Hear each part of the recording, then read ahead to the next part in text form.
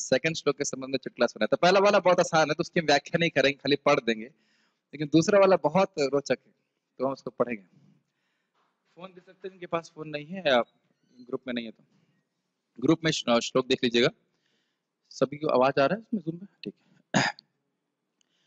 भगवत गीता के हम लोग 15वें अध्याय के श्लोक क्रमांक 14 देख रहे हैं। 14 और 15 देखें। इसको बंद कर दीजिए, ठंडा हो रहा है। तो कल आपने देखा था किस प्रकार से भगवान जीवों को भोग की सहायता प्रदान कर रहे हैं, सूर्य, चंद्रमा और अग्नि का प्रकाश दे करके, और और पृथ्वी को धारण करके, है ना। अब हम लोग आगे बढ़ते हैं। मेरे पीछे बोलिए, कोई वक्त माइक पे बोलिए। अहम वैश्वानरो भूत्वा प्राणिनां देहमाश्रितः प्राणपान समायुक्तः पचाम्यन्नं चतुर्विधम्। बहुत स्पष्ट श्लोक है। अहम वैश्वानर भूत्वा, वैश्वानर वो देवता हैं जो हमारे पेट के खाने को पचाते हैं। तो कह रहे अहम का मतलब हुआ मैं मतलब भगवान कृष्ण। अहम वैश्वानरो भूत्वा, मैं खाने के पचाने वाला देवता होकर के प्राणी नाम देहम आश्रिता, सभी प्राणियों के देह का आश्रय लेता हूं, पेट का बेसिकली। और क्या करते हैं, प्राण अपान समायुक्ता, प्राण अपान इत्यादि पांच प्राणों में से ये 2 प्राण हैं जो खाना हजम करने में सहायता करते हैं। समायुक्ता मतलब उनसे जुड़ करके। पचाम्यम अन्नम चतुर्विधम, मैं 4 प्रकार के अन्नों को पचाता हूं। तो 4 प्रकार का अन्न मतलब हुआ 4 प्रकार की डिशेस। 4 प्रकार का अन्न ये मत सोचिए गेहूं चावल और मूंग की दाल और अरहर दाल, ये नहीं है। 4 प्रकार के खाद्य वस्तुएं जो हम खाते हैं उनको यहाँ पे अन्न से बोला जा रहा है। उसको हम पढ़ लेंगे, समझ में आ जाएगा। खाली इसमें पढ़ना ही रहेगा, इसमें ज्यादा कुछ समझाना नहीं है। हाँ, एक इंटरेस्टिंग बात, हमारे सार्वभौम प्रभु उस पर विनोद करते हैं। कहते हैं देखो, खाने का ठेका तुम्हारा है और पचाने का ठेका भगवान का, तो खाओ। क्योंकि तुमको पचाना नहीं है, पचाने का काम भगवान का है, तो पचा लेंगे, तुम खाओ, उसे कोई दिक्कत नहीं। फिर महाराज बोलते हैं नहीं, लेकिन अगर कभी कभी स्ट्राइक पे चले जाएंगे तो दिक्कत हो जाती है। कभी कभी नहीं भी पचाते ना भगवान। तो यहाँ पे खैर ये तो मजाक की बात है कि एक बहुत महत्वपूर्ण बात है कि भगवान पचाते हैं तो भगवान को ऐसी वस्तुएं नहीं देनी चाहिए जिन्हें पचाना अच्छा ना लगता हो। समझ रहे हैं? समझ रहे हैं? और इस पे एक और मतलब मांस मूस नहीं देना चाहिए। दूसरा चीज, इस पे भी कभी कभी एक भक्त से पूछा गया कि क्या आपने भगवान को भोग लगाया? कहा वैश्वानर भगवान है, उनको भोग लगाया। समझ में आया? अंदर भगवान है ना, भगवान बोलो ना, वैश्वानर है ना, भगवान पेट में है हमारे, तो उन्हीं को सीधे भोग लगा दिया। मतलब ठाकुर जी को भोग नहीं लगाया, दिया दाल चावल खा गए तो भगवान को भोग लगाया। तो यह श्लोक का एप्लीकेशन नहीं है। भगवान पचा रहे हैं लेकिन व्यक्ति को प्रसाद ही ग्रहण करना चाहिए। ठीक है। मैं समस्त जीवों के शरीरों में पाचन अग्नि, जीव का मतलब केवल इंसान नहीं है। जीव का मतलब क्या हुआ? गाय, कुत्ता, बैल, सभी के जो लोग भी खा रहे हैं सबके पेट में भगवान है। वैश्वानर के रूप में हूं और मैं श्वास प्रश्वास प्राण वायु में रहकर 4 प्रकार के अन्नों को पचाता हूं। अन्नों को समझ लेंगे, अन्न का अर्थ क्या होता है, गीता भूषण टीका। मैं ही चावल और अन्य भोग वस्तुओं को पचाने का कारण स्वरूप हूं। जठराग्नि का रूप लेकर उस सूक्ष्म रूप में मैं प्राणियों की पेट की शरण लेता हूं और प्राण और अपान के साथ युक्त होकर 4 प्रकार के भोजन का पचन करने का कार्य करता हूं जो प्राणियों के द्वारा खाए जाते हैं। श्रुति कहती है कि इसमें समझाना कुछ नहीं है। एक बात याद रखिएगा, हम ये सब श्लोक क्यों डिस्कस कर रहे हैं, याद है? क्योंकि भगवान ने कहा था कि जीव भोग करना चाहते हैं और भोग करने की सारी सुविधा भी भगवान ही दे रहे हैं। ये थीम चल रही है। उस दृष्टि से याद करते हुए आपको ये श्लोक देखने हैं। ऐसा नहीं कि केवल भक्तों के पेट में भगवान है, अभक्त हैं जो भी प्रकार का भोग कर रहे हैं उस खाने को भी भगवान पचा रहे हैं। नहीं पचाए तो कैसे भोग करेगा, है ना? स्पष्ट। श्रुति कहती है कि अयम अग्निर वैश्वानरो यम यु अयम अंतः पुरुषे ये निदम अन्नम पच्यते। भगवान ही मनुष्य में पाचन करने की अग्नि है जिससे अन्न पचता है। अच्छा, आप लोगों के मन में कभी ये विचार नहीं आया कि हमारे पेट में क्या HCl है ना, हाइड्रोक्लोरिक एसिड है, तो हमारा पेट तो बहुत सॉफ्ट है, जलता नहीं है वो। हाँ मतलब है ना, आश्चर्य की बात, अपने हाथ में HCl रख दें तो हाथ जल जाएगा, लेकिन इतनी व्यवस्था बना के भगवान ने रखी है कि वो पचता है। और पचने का अर्थ आप समझ रहे हैं, पचने का मतलब है उसमें से रस भी निकलता है। रस का मतलब समझ रहे हैं, जो उसका पौष्टिक तत्व है, फिर वो पौष्टिक तत्व हर पूरे शरीर में जाता है। कैसे कैसे क्या क्या उसका डाइजेशन होता है, समझना नहीं आता, बड़ा मुश्किल है। हाँ, ऊपर से पानी गिर रहा है, ठीक है, चीनी की तो नहीं बने हम लोग। यह तथ्य कि भगवान ही पाचन अग्नि है, ये वेदांत सूत्र में भी पुष्ट होता है। अब आप देख सकते हैं कि जब टीका में बोला जा रहा है, तो ऐसा नहीं कि हम भावुकता में स्वीकार कर रहे हैं, वेद के वचन हैं और ये सब बातें स्वीकार करनी चाहिए। इसका एक बहुत महत्वपूर्ण पहलू है, वो यह है कि प्रकृति की हर वस्तु के पीछे एक व्यक्ति है, और जब व्यक्ति इस प्रकार के सिद्धांत को स्वीकार करता है तो उसका सम्मान करता है। जैसे अभी देखिए कि पॉल्यूशन क्यों हो रहा है, क्योंकि हम पृथ्वी देवी को एक देवी नहीं मान रहे हैं, उन्हें अपने भोग की वस्तु मान रहे हैं। इस कारण से पूरे विश्व में पॉल्यूशन है, गंदगी है। और जब हम उन्हें एक व्यक्ति के रूप में ट्रीट करते हैं तो हम उनका सम्मान करते हैं। गंगा जी में कोई भक्त थूक ना सकता है, सोच भी नहीं सकते, isn't it? कोई भक्त नहीं थूकेगा ना, उसमें मलमूत्र त्याग सकता है, लेकिन जो अभक्त है उसके लिए तो ये बस पानी मात्र है। तो ऐसा नहीं कि हमारे सोचने मात्र से वो पानी हो गया और सोचने मात्र से गंगा जी हो जाती है। गंगा जी ही है। मेरी बात समझ पा रहे हैं आप? तो वैदिक सिद्धांत में हर चीज को एक व्यक्ति के रूप में प्रस्तुत किया जाता है। इससे हमारे अंदर सम्मान की भावना प्रस्तुत होती है। Make sense?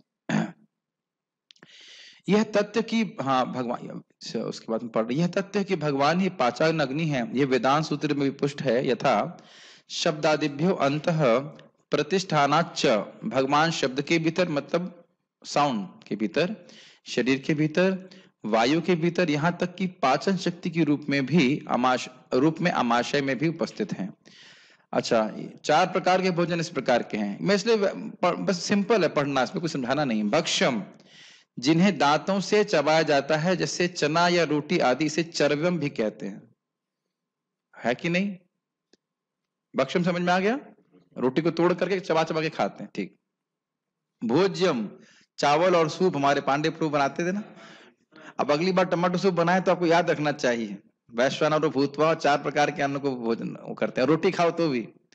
लेहयम, लेहयम जैसे खीर, चीनी और मधु जिसे चाटा जाता है, ठीक है, समझ रहे हैं ना इसको? 4 प्रकार के खाने। चुष्यम अर्थात आम और गन्ना आदि जिनको चूसा जाता है। अब 5वां बताइए, और कोई 5वां प्रकार का खाना है? क्या है? सभी इसी पे आ जाएगा। इसी को इसीलिए हम लोग गाते हैं, चतुर्विधा श्री भगवत प्रसादो स्वादान तृप्तान हरि भक्त संगान।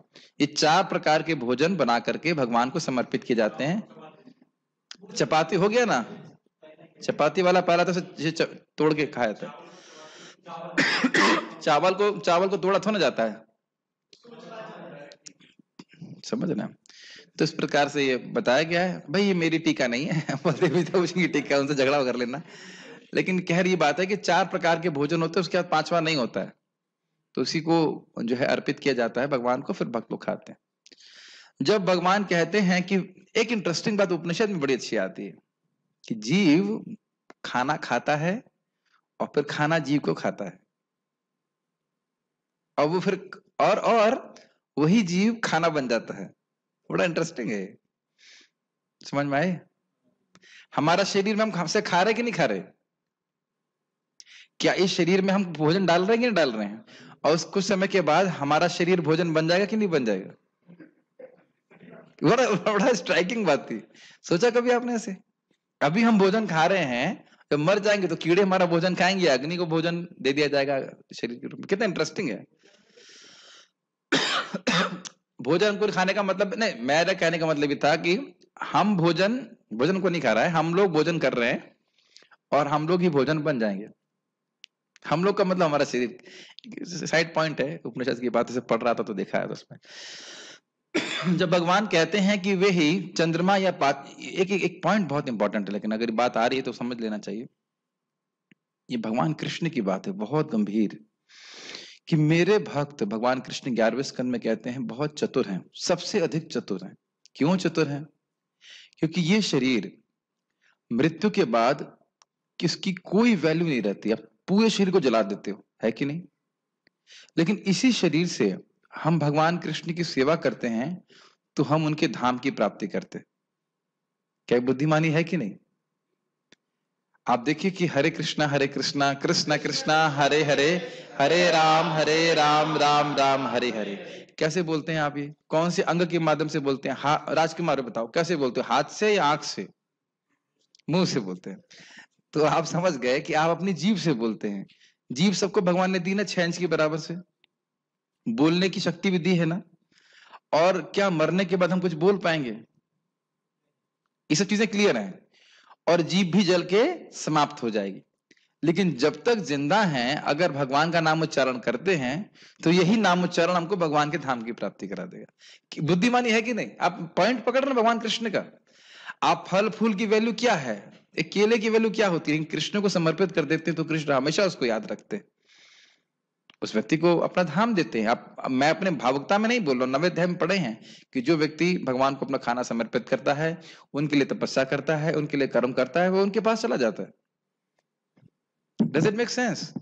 और इस दुनिया में हम कितनी मेहनत करते हैं और सब कुछ छीन लिया जाता है हमसे, छीन लिया ही जाएगा। एक साइड पॉइंट आ गया था। पॉइंट यह है कि ये शरीर भी एक व्यक्ति एक दिन भोजन बन जाएगा, तो उस भोजन बनने से पहले व्यक्ति को शरीर का उपयोग भगवान की सेवा में करना चाहिए। जब भगवान कहते हैं कि वे ही चंद्रमा या पंचाग्नि, पाचन अग्नि बन जाते हैं और वे उनसे अभिन्न हैं, तो यह समझना होगा कि यह कार्य भगवान अपनी स्वव्यापकता की शक्ति से करते हैं।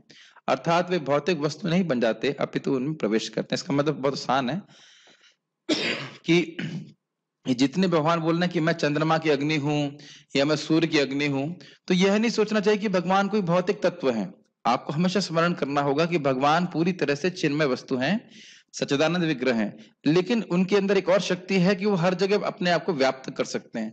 तो अपनी शक्तियों के द्वारा वह इन वस्तुओं में प्रवेश कर रहे हैं और उनको क्रियान्वित करते हैं। समझ रहे हैं? जैसे आप देख सकते हो कि पावर हाउस कुछ अंश में इस ट्यूबलाइट में है कि नहीं? क्या ये कहा जा सकता है? पावर हाउस कुछ अंश में अपनी ट्यूबलाइट में है नहीं? ट्यूबलाइट में भी है, पंखे में भी, एसी में भी, सब जगह है। कैसे है? और है अपने दूसरे स्थान पे, लेकिन अपने करंट के माध्यम से इस जगह व्याप्त है। सूर्य कहीं दूर है, लेकिन रोशनी के माध्यम से वह पूरे ब्रह्मांड में व्याप्त है। समझते हैं इस बात को? तात्पर्य बहुत इजी तात्पर्य है, इसको हम व्याख्या नहीं करेंगे, खाली पढ़ेंगे। आयुर्वेद शास्त्र के अनुसार अमाशय और पेट में अग्नि होती है जो जहां वहां पहुंचे भोजन को पचाती है। जब वह अग्नि प्रज्वलित नहीं रहती तो भूख नहीं जगती, और जब यह अग्नि ठीक लगती रहती है तो भूख लगती है। कभी कभी जब अग्नि मंद हो जाती है तो उपचार की आवश्यकता होती है। जो भी हो, यह अग्नि भगवान का प्रतिनिधि स्वरूप है। एक बहुत इंपॉर्टेंट बात है, ये हमारी साधना के संबंध में। खाने पीने की बात आ रही है तो मैं भी जितने भक्तों को बोल रहा हूं कि आप लोग सुबह उठिए, जो कहते हैं हम उठ नहीं पाते, ये उठने के बाद हमें नींद आती है जब में, तो ये एक बहुत महत्वपूर्ण पॉइंट है खाने के संबंध में। अगर हम अपने जीवन में स्वस्थ रहना चाहते हैं तो हम लोग को सूर्य के उदित होने के 2-2.5 घंटे के अंदर में खा लेना चाहिए ब्रेकफास्ट। मतलब अगर 7:30 बजे 7 बजे सूर्य उगता है तो 9 बजे तक मैक्सिमम हमको खा लेना चाहिए। समझ रहे हैं? सुबह उसके बाद शाम को जैसे सूर्य अस्त 6:30 बजे तक होता है, तो 6:30 से आप 1 घंटा पहले तक खा लीजिए। 5 बजे, 5:15 बजे तक खा लें। ये सबसे अच्छा तरीका है। अब हर एक की सुविधा अलग अलग है, लेकिन अगर ऐसा करता है व्यक्ति और रात में बिल्कुल नहीं खाए, जैसे अब रात हो गई है, इस टाइम खाने का मतलब हुआ कि हमारा खाना जो पाचन तंत्र है वो नहीं पचाएगा। अब भगवान इस समय कॉन्ट्रैक्ट बंद कर देते हैं। समझ रहे हैं? अब दुकान बंद हो गई है। अब अगर कुछ डालेंगे तो रात भर अपच रहेगा। अब आपको भूख लग रही है और उसके बाद आप क्लास के बाद खाएंगे तो मुझे कोई आपत्ति नहीं है, लेकिन मैं अपने जीवन में देखता हूं कि जिस दिन रात में खाया उस दिन अगले सुबह दिन बहुत डिस्टर्बेंस हो जाता है। शायद अन्य भक्त भी अनुभव करते होंगे। 5 बजे खा लेंगे तो फिर रात में भूख लगने का प्रश्न ही नहीं होता है, और फिर दूध पी करके आदमी सो जाए। तो ये हमारे भक्ति के जीवन के लिए बहुत इंपॉर्टेंट है। मैं मतलब सबको टाइप कर करके भेज रहा हूँ, इसलिए लेक्चर में भी बोल दे रहा हूँ, ये 2 टाइम का खाना ही सफिशिएंट है। और दूसरा बात एक और ध्यान रखें कि बार बार नहीं खाना चाहिए। कहेंगे गीता क्लास में सब क्यों बोल रहे हैं?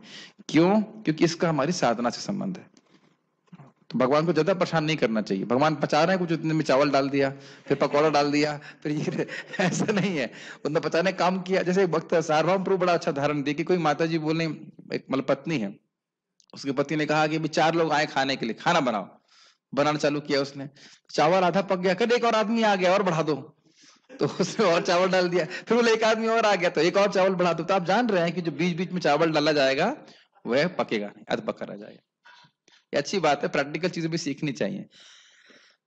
आपको लगेगा सुबह महत्व नहीं है, आप करके देखिएगा, बहुत महत्व होता है। सुबह आप उठेंगे, आप फ्रेश उठेंगे एकदम, आपको मतलब पेट भी सही से साफ होगा, उसके बाद आप जप अप सही से कर पाएंगे, नींद भी ठीक से आएगी। और अगर पेट बहुत भरा रहेगा तो फिर वो नींद भी ठीक से नहीं आएगी, हम जप भी ठीक से नहीं कर पाएंगे। वैदिक मंत्रों में भी पुष्टि होती है कि परमेश्वर या ब्रह्म अग्नि रूप में अमाशय के भीतर स्थित हैं और समस्त प्रकार के अन्न को पचाते हैं। अयम अग्निर वैश्वानरो अयम अंतः पुरुषे येनदम अन्नम पच्यते। चूंकि भगवान सभी प्रकार के अन्नों के पाचन में सहायक होते हैं, अतएव जीव भोजन करने के मामले में भी स्वतंत्र नहीं है। इसलिए भोजन को भगवान को समर्पित करके ही ग्रहण करना चाहिए।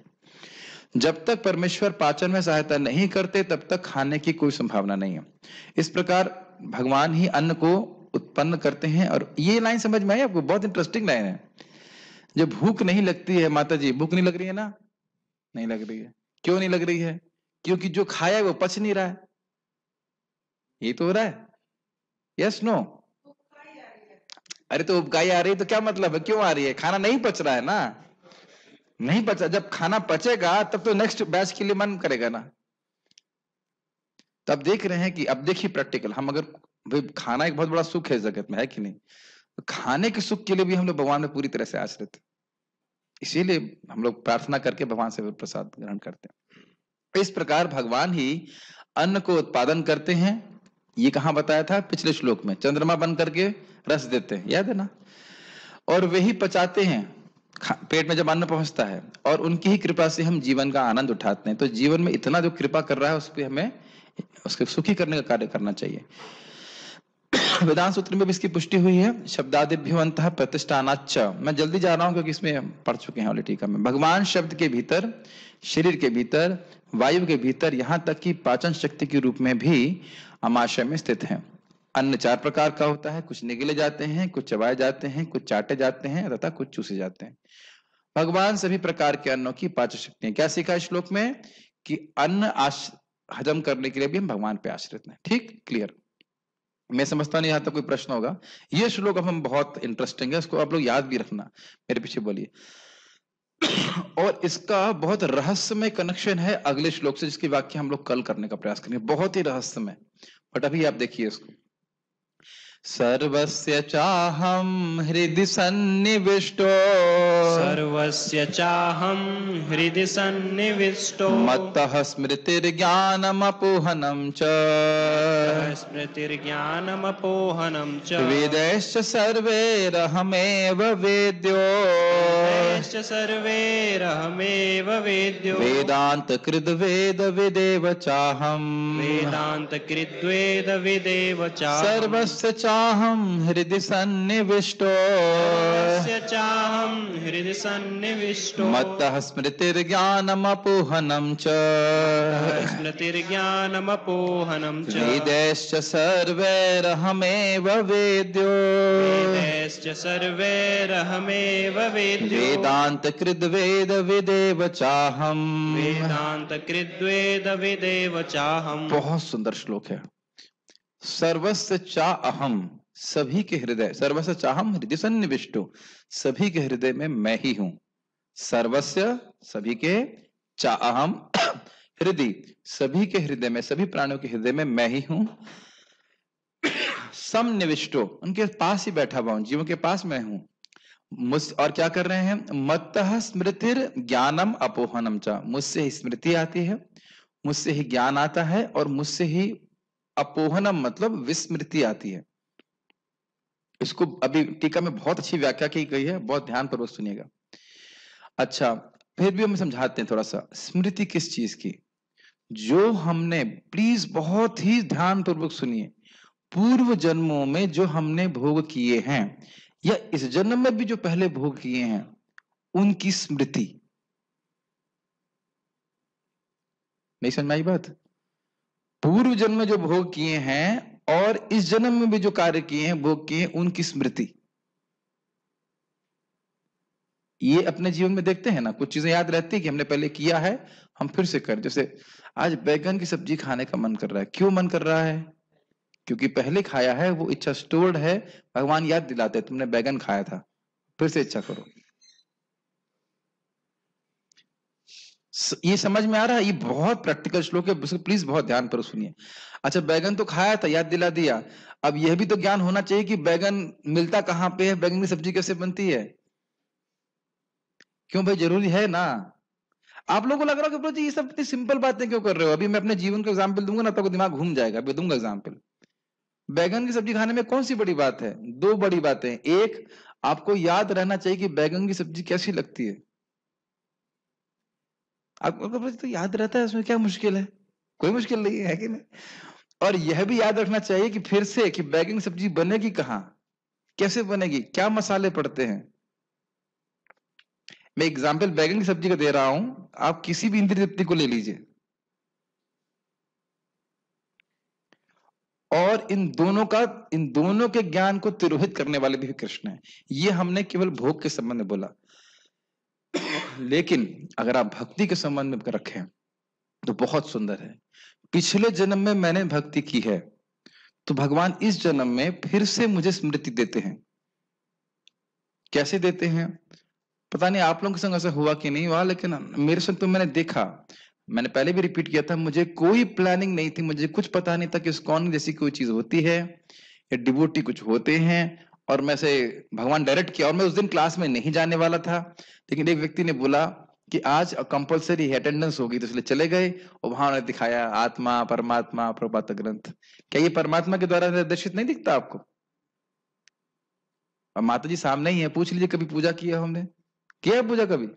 कभी पूजा नहीं किया। ये दिख रहा है, एकदम किसी देवता किसी देवी किसी की पूजा नहीं करी।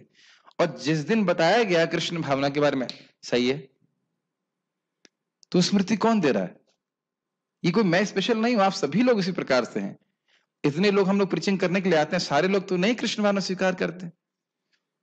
तो टेम्पररी इस जीवन में मतलब कुछ समय तक कवर रहेगा, लेकिन भगवान फिर से स्मृति दे रहे हैं। नहीं समझ में आई बात? अब आपको मैं थोड़ा एक विनोद की बात बता रहा हूँ। इंडोनेशिया में हम लोग को, मुझे बहुत अच्छा रूम दिया गया था, बहुत लग्जरी रूम। तो मैं उठा सुबह मंगल आरती के लिए और बाथरूम में गया, और टूथपेस्ट की जगह अपने ब्रश में वो जो क्या कहते हैं शेविंग क्रीम लगा दी, और एकदम से जैसे मुंह में डालने ही वाला था, भगवान ने अंदर से बोला ये शेविंग क्रीम है। तब मुझे लगा कि हाँ, एकदम मुझे दिखाई पड़ा कि हम जो सुबह उठते हैं ना, ये स्मृति कि मैं शुभ कृष्ण दास हूं और मुझे ये करना है, यह स्मृति भी भगवान देते हैं। हमको इतना आसान लगता है ना, हम रोज करते हैं, इसलिए हमें कुछ महसूस नहीं होता। तो मैंने अपनी आंखों अपने जीवन में घटित होते हुए देखा, जब बस मुंह में लाने ही वाला था शेविंग क्रीम, इतने में अंदर से बोला नहीं शेविंग क्रीम। ओह ठीक है, धुला और उसके बाद फिर शेव किया, सॉरी मतलब टूथपेस्ट किया। ऐसे मेरा ड्राइवर बता रहा था कि वो लौट कर रहा था 3 बजे, और उसको एक बत्ती दिख रही थी, और अंदर से एक दूसरे कुछ बोला, अंदर से कोई बोला ये ट्रक है।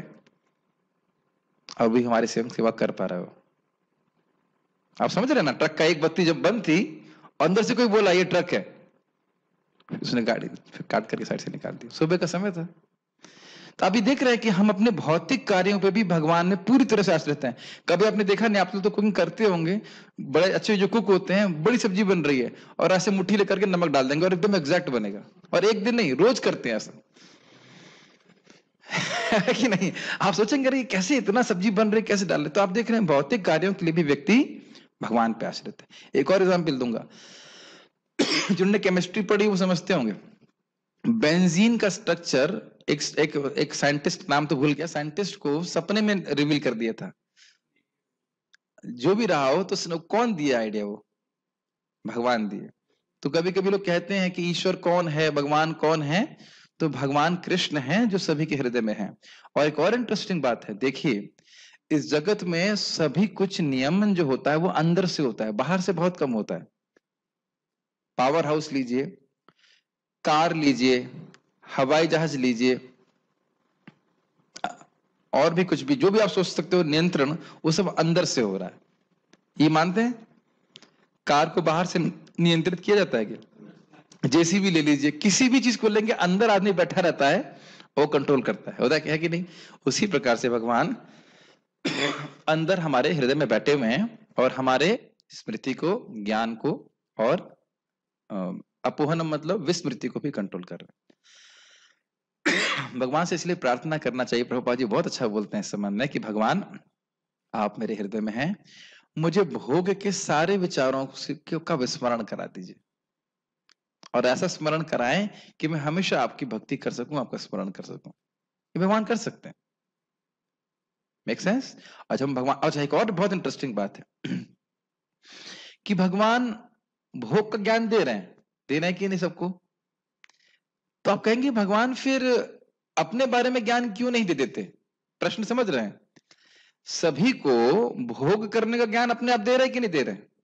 पैदा होते ही बच्चे को पता है कि खाना कहाँ उपलब्ध है, क्या करना है, क्या नहीं करना है, और जो जो भोग आगे हमको मिलते जा रहे हैं उसका ज्ञान अपने आप प्रकट होता जाता है। मेरी बात समझ में आ रही है? हम अभी भगवत गीता से थोड़ा अलग हट करके एक प्रैक्टिकल जीवन में देखिए आपके हो रहा है कि नहीं है। भगवत गीता ही की बात भाई, एक लड़के को लड़की के प्रति आकर्षण एक विशेष उम्र में ही होता है। कौन वो ज्ञान प्रकट कर रहा है? छोटे बच्चों को तो कोई आकर्षण नहीं होता है। छोटे बच्चों को होता है, कोई आकर्षण नहीं होता। एक छोटा बच्चा जो दूध पीता है उसको अन्न से कोई आकर्षण नहीं होता, जो अन्न पी खाने लगा उसको दूध से कोई आकर्षण नहीं होता। तो आप देख रहे हैं कि भोग टाइम टू टाइम व्यक्ति के हृदय में ज्ञान दिया जा रहा है, ये भोग तुम्हारे लिए, अब तुम इस भोग के पीछे जाओ। ये दिख रहा है कि नहीं दिख रहा है?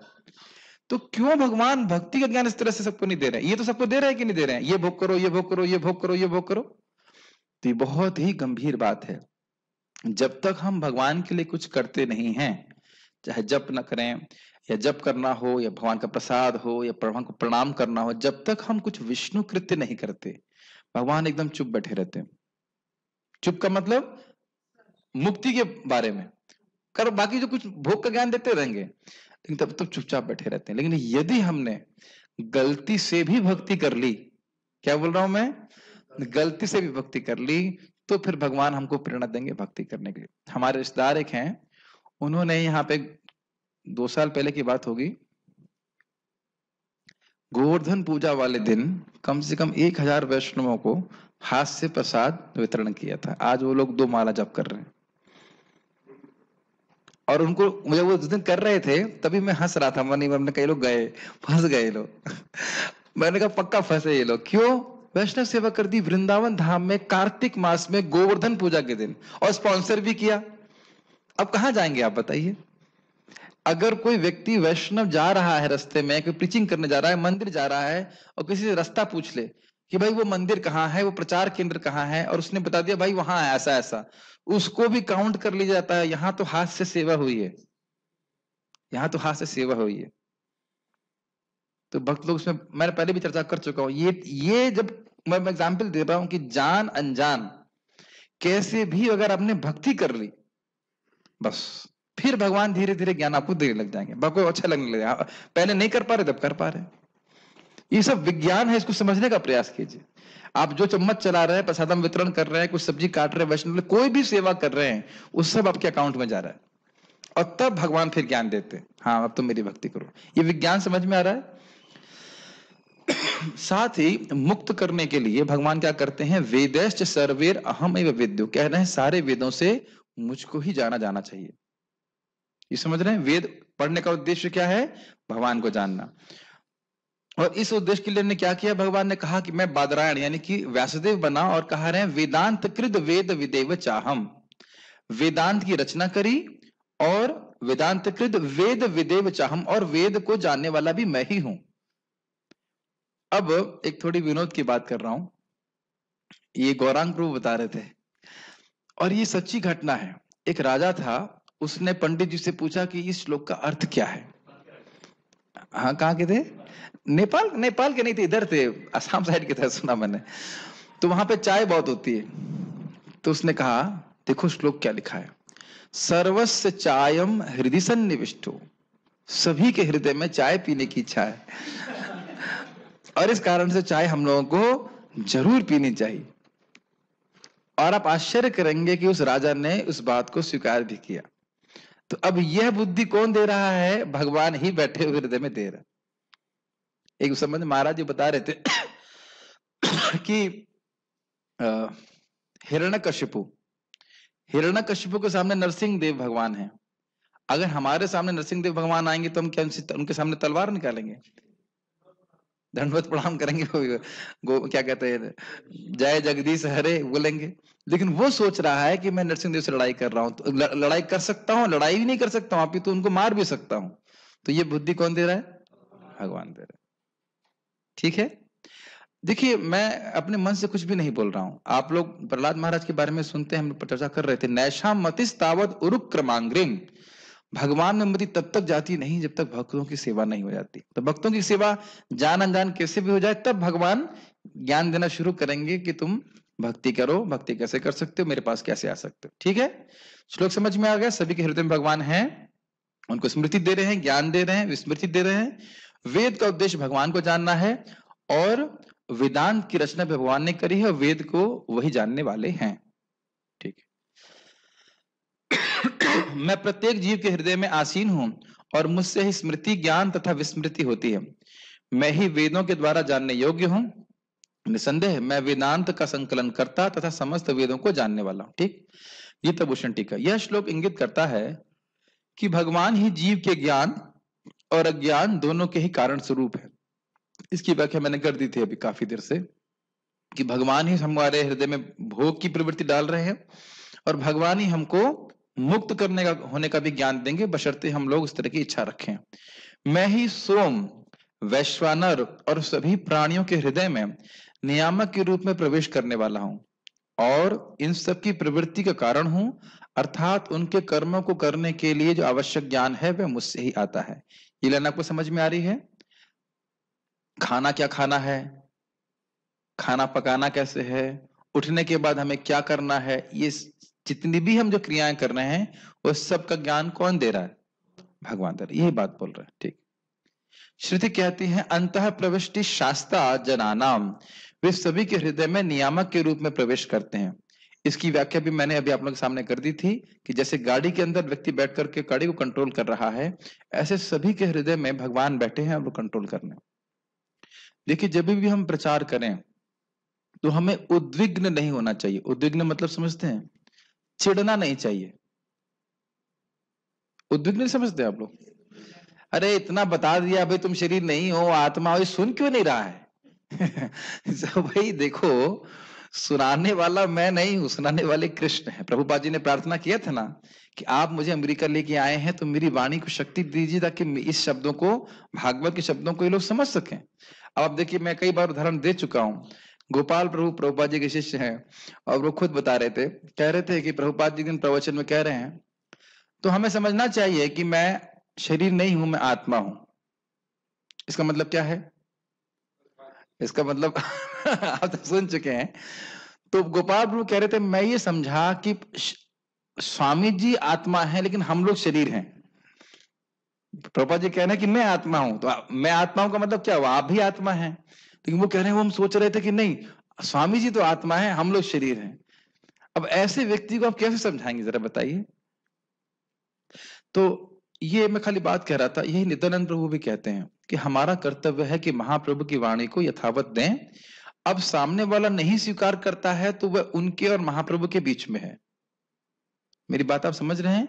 एक प्रचारक को हमेशा इस भावना में रहना चाहिए, उसे हल्का नहीं कर देना चाहिए। जो कह सकते हैं भगवान की जो संदेश है उसको यथावत प्रस्तुत करना चाहिए और फिर भगवान उस व्यक्ति को बुद्धि देंगे। एक और बात, दूसरी बात थी कि जब हम हरे कृष्ण मंत्र जप करते हैं अच्छे से, तब हमको भगवान की बात समझ में आती है। आशुतोष, आपको लगता है ऐसा हो रहा है? आप देखो कि वही बात जो आपको सब बड़ी आसान लगेगी, जो व्यक्ति जप नहीं करता उसको बहुत टफ लगेगा। क्या सभी लोग अनुभव कर रहे हैं आकाश? समझ, आप जब जब जब बिल्कुल जब नहीं कर रहे थे तो शायद उतनी बात समझ में गीता की नहीं आती थी। यहां तक कि जैसे मैं भी अनुवाद भी करता हूं, तो एक दिन मुझे अनुवाद समझ में नहीं आया, फिर मैं सो गया। सोने के बाद उठा तो देखा, अरे हाँ समझ में आ गया। अगर ये मेरी ही बुद्धि है तो सोने के पहले भी तो समझ में जाना चाहिए था। एकदम आंखों से मैंने देखा, अपने जीवन में देखा। रेस्ट करने से पहले समझ में नहीं आ रहा था, रेस्ट करने के बाद समझ में आ गया। तब ये कौन दे रहा है बुद्धि? भगवान कृष्ण दे रहे हैं। नहीं समझ में आपको बात? हाँ कुछ कह रहे थे। प्रभु जी, जैसे हाँ आपने बताया कि हमें किसी को बताना चाहिए हाँ और वो ना सुने तो उनके और महाप्रभु के बीच की बात है। हाँ, तो हम डिसाइड कितना कैसे करें कि कितना तक हमें बोलना है सामने वालों को, कहाँ तक जब उसे तक वो बोर नहीं हो जाए, जब तक बोर नहीं हो जाए तब तक बोलते रहिए। बेसिकली बात ये है कि हमें उसको पहले देखना चाहिए वो कितना समझ सकता है, और ये भी देखना चाहिए कि वो क्या चाहता है, और फिर देखिए क्या कृष्ण भावना उसके लिए सोल्यूशन है। सोल्यूशन तो है, लेकिन हमको नब्ज देखनी पड़ती है। जनरली मैं लोगों से जब बात करना शुरू करता हूं तो पूछता हूं आप क्या करते हैं, कहाँ से हैं, अच्छा अच्छा अच्छा अच्छा ठीक है ठीक। उनको लगता ही नहीं कि मैं कृष्ण भावना के बारे में बात कर रहा हूँ। फिर मैं बात कर, मान लो डॉक्टर है, तो डॉक्टर के प्रोफेशन को कैसे कृष्ण भावना से जोड़ा जाए। कोई एजुकेशनिस्ट है तो एजुकेशन के संबंध में एग्जाम्पल देकर के आप कृष्ण भावना से जोड़ी तो वो रिलेट कर पाते हैं बहुत बार, और काफी बात समझ में आ जाती है। और हर व्यक्ति को अलग तरह से प्रीचिंग करना पड़ता है, लेकिन उद्देश्य यही है कि ये समझा दिया जाए कि आप आत्मा हो, भगवान के अंश हो, और आपको भगवान की भक्ति करनी चाहिए। अब उसकी बार भी ना समझें तो फिर ठीक है, हमने अपना कर्तव्य ठीक से किया। Does it make sense? मुझसे स्मृति आती है, ज्ञान का वह पक्ष जो इंद्रिय विषय, ये बहुत ध्यानपूर्वक सुनिए, ज्ञान का वह पक्ष जो इंद्रिय विषयों के पूर्व अनुभूत अनुभव को खोजता है, जिससे इंद्रियों का इंद्रिय विषयों से संपर्क हो सके। ये लाइन आपको समझ में आई? जो भोग मैंने पहले किए हैं, आहार निद्रा भय मैथुन कुछ भी, उनकी उनकी अवेयरनेस कि मैंने ये किया है, और फिर व्यक्ति उनको प्राप्त करने के लिए फिर खोजे, इसको स्मृति कहते हैं। मैंने एग्जाम्पल दिया था ना सिंपल सा, कि बैगन की सब्जी खाई है तो उसका स्मरण करता है व्यक्ति, और फिर खोजता है कि बैगन की सब्जी कहां पे प्राप्त होगी। एक सिंपल बैगन के उपलक्षण से आप किसी भी भोग को ग्रहण कर सकते हैं। कोई शराब पीता है तो वो भी वही स्थिति रहती है। इसको स्मृति कहते हैं। स्मृति का मतलब है जो पहला अनुभव कर चुके हैं उसका स्मरण करना। ये बात समझ में आ रही है? ठीक है। साथ ही मुझसे ही ज्ञान और स्मृति का प्रमोश होता है, अर्थात अपोहनम, यानी कि भगवान की ही कृपा से भोगों की स्मृति नहीं चली जाती है। जैसे आप लोग जब भक्ति नहीं करते होते, मेरे ख्याल से सब लोग बचपन से करते होंगे भक्ति, 5 साल से तो कर ही रहे होंगे। पिक्चर तो कभी देखा नहीं होगा। पिक्चर पता है क्या होती है आपको? फिल्मी गाने तो पता भी नहीं होंगे। तो लेकिन हम लोग जैसे पहले, हम तो नहीं भक्ति कर रहे थे 5 साल से, तो जब हम लोग पहले पिक्चर के गाने सुनते थे तो अब वो स्मृति रहती थी कि यार वो गाना सुना है, हम फिर से सुनेंगे। होता था कि नहीं? है कि नहीं? और भक्ति में आने के बाद मुझे तो याद भी नहीं आता कोई गाना। मैं मतलब बहुत मेहनत करूंगा तो कई गाना याद आएगा। आप लोग भी अनुभव कर रहे होंगे कि फिल्मी गाने याद नहीं आते, फिल्म एक्टर भी ऐसे कुछ बहुत मेहनत करनी पड़ती है कि यहाँ कोई कुछ याद करे। ऐसा मैं बोलना नहीं चाहता, फिर याद भी नहीं करना चाहता, लेकिन कोई स्पृहा नहीं है कि उन गानों को हम सुने, या अब बड़ा बहुत दिन हो गया है अब सुन नहीं पा रहे हैं ऐसा। तो ये किसने एरेज की हमारी मेमोरी? भगवान ने करी। हम जब कर रहे हैं तो सब समाप्त करते चले जाते हैं। यही बात बोल रहे हैं। इसलिए उद्धव जी कहते हैं, त्वत्तो ज्ञानम ही जीवानाम प्रमोशस तत्र शक्तितः। आपसे ही जीवों का ज्ञान उदय होता है और आपकी शक्ति से ही वह ज्ञान चला जाता है। ठीक है, स्पष्ट है। यह वर्णन करके कि किस प्रकार भगवान ही जीव को इस भौतिक जगत को भोगने की शक्ति देते हैं, अब भगवान यह प्रदर्शित करेंगे कि वे अकेले ही किस प्रकार जीव को मुक्त होने की शक्ति प्रदान करने वाले हैं। आपको याद है ना इस ब्रह्मांड के 2 उद्देश्य क्या है पार्थ प्रभु? मतलब ब्रह्मांड के सृष्टि के 2 उद्देश्य याद है आपको? हाँ, जीव भोग कर सके और मुक्त हो सके। तो भोग कैसे करवाना है ये तो भगवान ने सारा बता दिया। अब हम मुक्त करने की सुविधा कैसे दे रहे हैं वो बता रहे हैं। और वो स्पेशली जो श्लोक का दूसरा वाला पार्ट था ना, वेदेश्च सर्वेर अहम एव वेद्यो, ये जो है ये मुक्त करने का प्रोसेस को भगवान बता रहे हैं। देखिए, मैं सर्वेश्वर और सर्वशक्तिमान कृष्ण ही सभी वेदों के द्वारा जाना जाता हूं। कभी कभी लोग प्रश्न करते हैं कि वेदों में कृष्ण का वर्णन कहाँ है।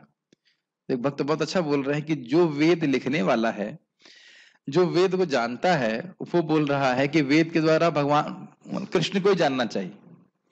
और तो जो बाद में वेद पढ़ रहे हैं उनकी मीमांसा की क्या स्टैंडिंग है, स्टैंडिंग क्या बोलेंगे हिंदी में, हाँ हिंदी में वैल्यू कहेंगे, ठीक है अच्छा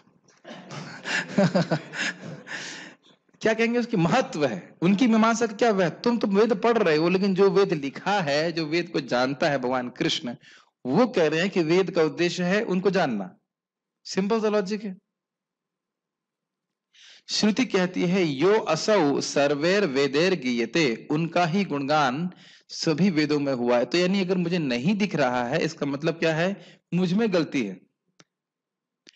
इसको हम लोग भागवत में सुनते हैं, वासुदेव परा वेदा, वासुदेव परा मखा, वासुदेव परम धर्म, परम ज्ञानम, वासुदेव पर, ऐसे करके बहुत सारे, जितना सब कुछ भी वेद है, धर्म है, यज्ञ है, वह सब वासुदेव भगवान कृष्ण की तरफ ही लेके जाने वाला है। उसकी थोड़ी व्याख्या हम करेंगे। वेदों के कर्म कांड विभाग के द्वारा अप्रत्यक्ष रूप से और ज्ञान कांड के द्वारा साक्षात मुझे जाना जाता है। इसको थोड़ा समझने का प्रयास कीजिए। देखिए, कर्म कांड में देवताओं की उपासना है। अब क्यों है? क्यों है? क्योंकि जो जीव बिल्कुल भोग में लिप्त है, वेद बिल्कुल नहीं स्वीकार करना चाहता, तो वह कम से कम देवताओं की उपासना करे अपनी भोग प्राप्ति करने के लिए। ये बहुत ध्यानपूर्वक सुनिए। उससे उसको स्वर्ग आदि प्राप्त हो जाता है, या इस जगत में भी कुछ प्राप्त हो जाता है। तो आप जानते हैं, भगवद गीता से हम सुनते हैं कि वह सारे भोग भी भगवान के द्वारा ही प्रदान किए जाते हैं। मय्येव विहितान ही तान। तो अब हो क्या रहा है कि वो व्यक्ति जो कर्मकांड कर रहा है उसकी वेद में आस्था हो गई है। इतनी बात समझ में आ रही है? वो भक्ति नहीं कर रहा है, ना भक्ति कर पाएगा वो भी, लेकिन उसने अपने भोग के लिए वेद की आज्ञा मानना शुरू कर दिया। अब वह क्रमशः, एक जन्म में नहीं बहुत जन्म लगेंगे, क्रमशः धीरे धीरे शुद्ध होते हुए ज्ञान कांड पे आएगा, जहां पे उसे आत्मा के बारे में बताया जाएगा। और फिर वो धीरे धीरे आगे बढ़ते हुए फिर भगवान की भक्ति करेगा, समझ पाएगा। तो आप समझ रहे हैं, वेद का उद्देश्य यही है कि जो जीव पूरी तरह भोगों में लिप्त है उसको क्रमशः भगवान की तरफ लाया जा सके। ये बात सब समझ पा रहे हैं? यस। तो इसलिए कर्मकांड और ज्ञान कांड का उद्देश्य भी अंततोगत्वा यही है कि जीव कृष्ण को समझे। यह ज्ञान कैसे प्राप्त किया जाना चाहिए? वेद का ज्ञान मैंने वेदों के निर्णय के रूप में वेदांत सूत्र की रचना बादरायण के रूप में की है।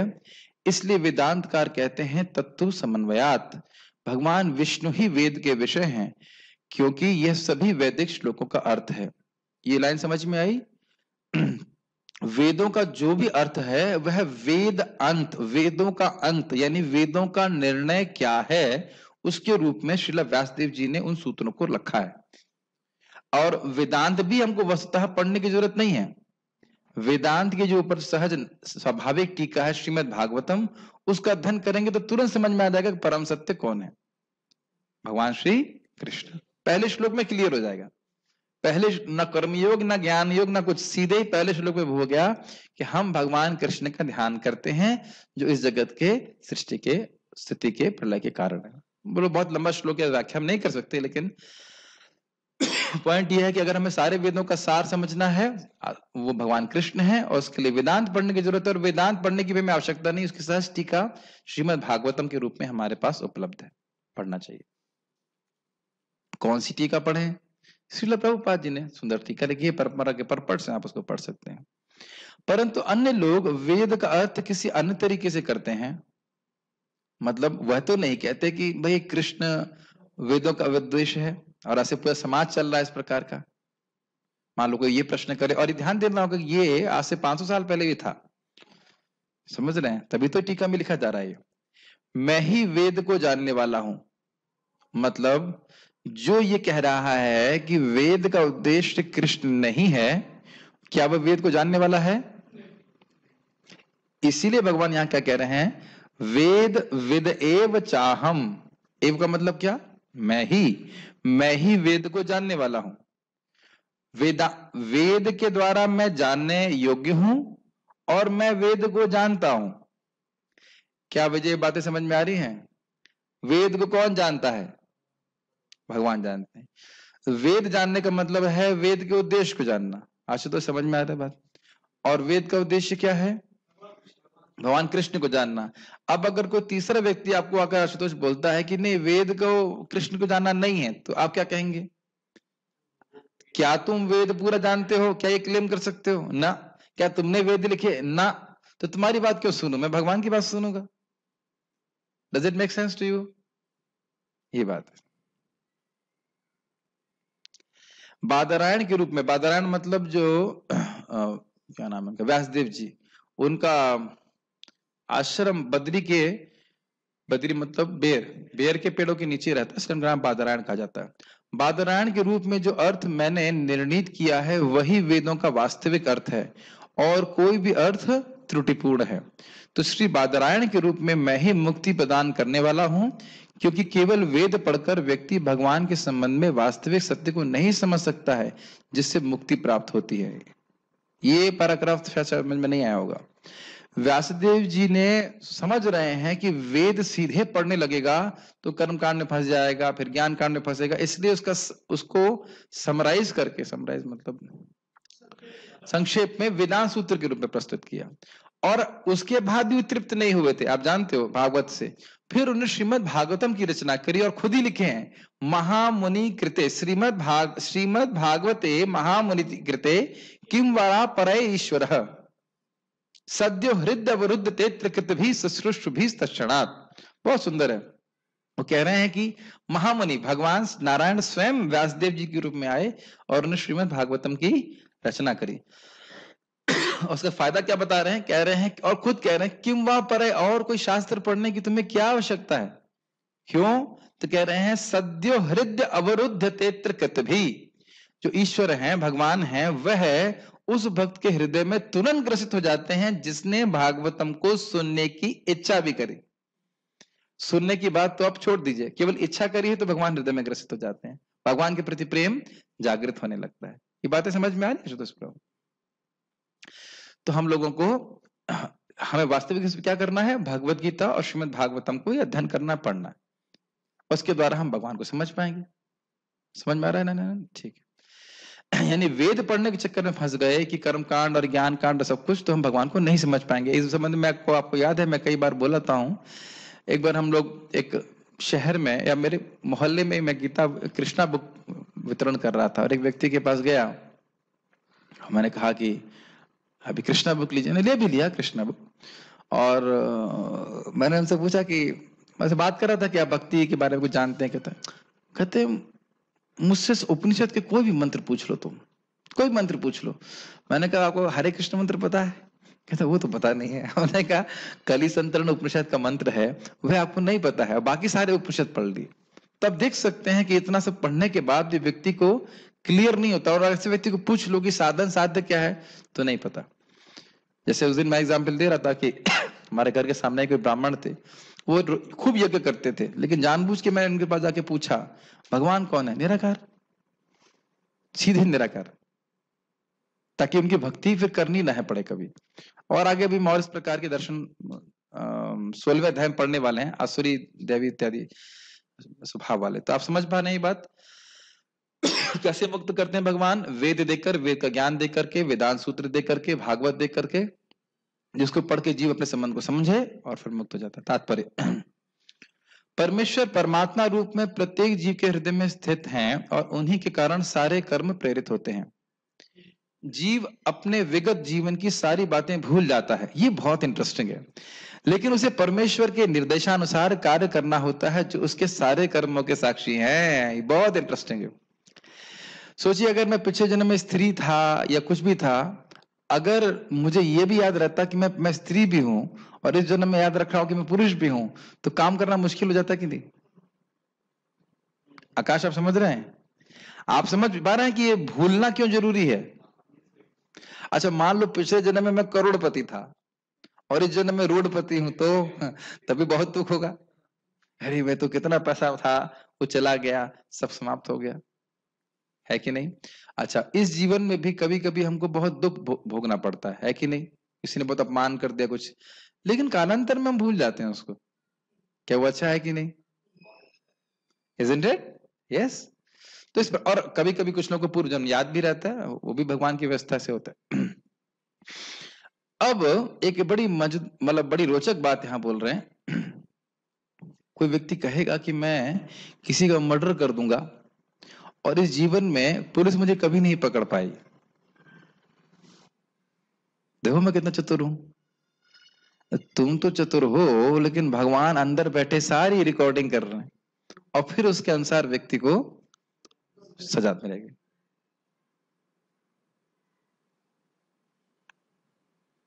एक बात बोल देता हूं मैं, ताकि सावधान हो जाएं, कोई भी सुनने वाला हो सावधान हो जाए। एक भक्त था, उसने हमारे मंदिर से खूब चोरी की है, खूब पैसे की चोरी की। मैं झूठ नहीं बोल रहा हूँ, सच्ची घटना बोल रहा हूँ। तो क्योंकि उनकी सेवा हटाकर मेरी सेवा, मुझे वहां पे सेवा में लगाया गया था, और वो बड़े चतुर सोचते थे हम बहुत चतुर हैं, और मंदिर वाले बड़े मतलब सहनशील होते हैं, ना पुलिस बुलाई ना कुछ बोला, ठीक है तुम लेके गए कोई बात नहीं। उसके घर से सोफा तक लेके चले गए डकैत। सोफा चोरी करता है कोई? भाई टीवी ले जाएगा और महंगी, सोफा कौन लेगा? सोफा तक लेके चले गए, उस घर में वो रह नहीं सकता। तो ऐसा मत सोचिए कि भगवान दंड नहीं देते। ऐसा नहीं कि मैं पाप करूंगा और मैं छूट जाऊंगा। एक व्यक्ति ने हमारा लैपटॉप चुराया हुआ था, उसको मैंने बताया भाई बच, मैंने कहा मेरे को तो कुछ नहीं होगा, मंदिर कुछ नहीं होगा, तेरा क्या होगा मुझे पता नहीं, तेरी बड़ी बुरी गति होगी। तुम वो सोच रहे हो कि बड़े हीरो बन रहे हो, लेकिन भगवान की संपत्ति, एक ब्राह्मण की संपत्ति चुरा लोगे, बचोगे नहीं, कभी नहीं।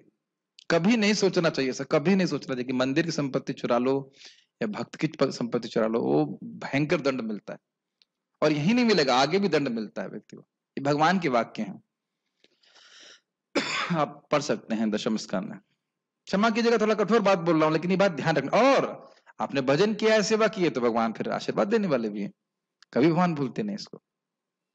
अतः वह अपने विगत कर्मों के अनुसार कार्य करना प्रारंभ करता है।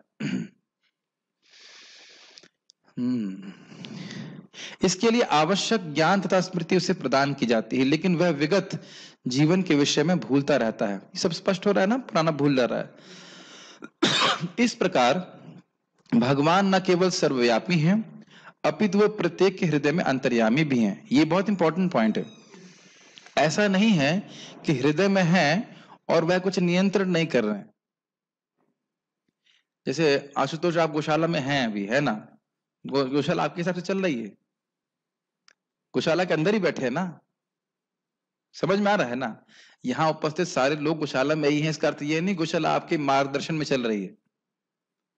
तो इसलिए यह नहीं सोचना चाहिए कि भगवान अगर हृदय में है तो वह न्यूट्रल हैं, हेल्पलेस हैं और कुछ कर नहीं रहे हैं या कर पा नहीं रहे हैं।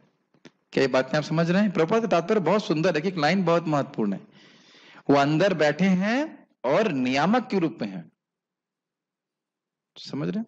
इसीलिए भगवान के सामने आप रोज जाए तो प्रार्थना करना चाहिए, भगवान आप हमारी मति आपके चरणों में लगे, हमारी मति आपके चरणों में लगे, यही प्रार्थना करना चाहिए।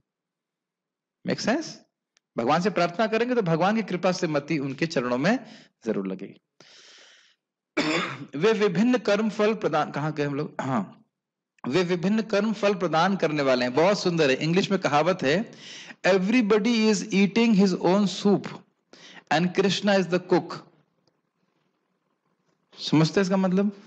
हर व्यक्ति अपना ही सूप समझते ना, सूप समझते ना, सूप पी रहा है और कृष्ण ही रसोइया है।